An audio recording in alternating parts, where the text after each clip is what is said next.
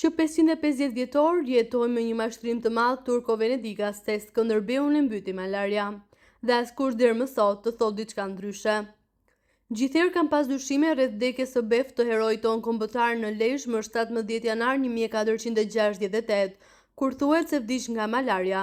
Nga malaria në janar, vdekja e tij vjen në një kohë ku Venediku ishte shtrënguar me mbrojt zotninë e vete prej Osmanëve në ato që quhej Shqipëria Venedikase. Albania Veneca shkruan Ilir Seci në studimet e tij.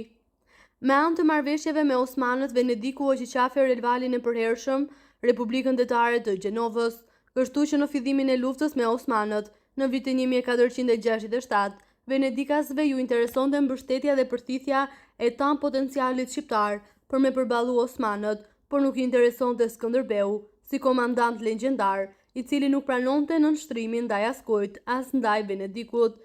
Ish janar 1468, një rast i mirë për venedikasit, me hek qafe një kundërshtar që kishte shkaktu vetëm andradha për ta. Përveç venedikasve, ishin dhe Osmanët të interesume për vdekjen e Skënderbeut, ata kishin qenë të interesume nga dita e parë. Ta kenë elmu një nga këto dy fuqi, Osmanët ose venedikasat.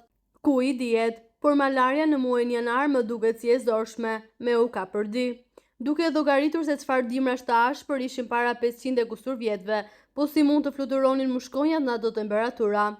Edhe e dyta, mushkonjat tona e kanë pushim letargjik të dimrit, pak një uri. Riprodhimi i mushkonjave nis kur meshkujt dalin nga gjendja e pupës dhe temperaturat mesatare arrin 21 gradë Celsius. Mashkulli dhe femrat shifëzohen në fluturim, duke fekonduar vezët në 10-15 sekonda. Mashkulli ngordh pak kohë më mbrapa dhe femra menjëherë duhet të thillë gjak derisa vezët të arrijnë në pjekjen e tyre. Masi është ushqyer, depoziton vezët në sipërfaqe të ujit. Vezët hapen pas disa ditësh, duke nxjerrë larva të cilat ushqehen me mbetjet vegetale në dekompozim.